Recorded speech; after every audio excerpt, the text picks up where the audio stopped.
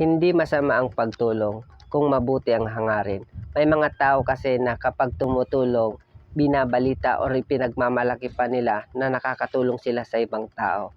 Sa verse na pag-aaralan natin, ipinapakita sa atin ng Panginoon na hindi dapat nating ipinagyayabang ang pagtulong natin.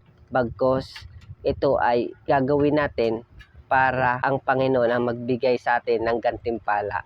Tara, pakinggan natin ang kanyang salita.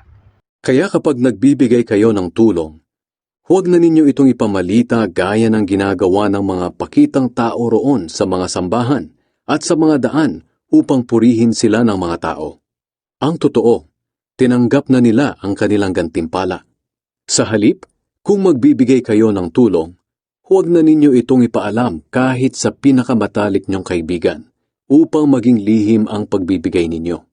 At ang inyong amang nakakakita sa ginagawa ninyo ng lihim ang siyang magbibigay ng gantimpala sa inyo.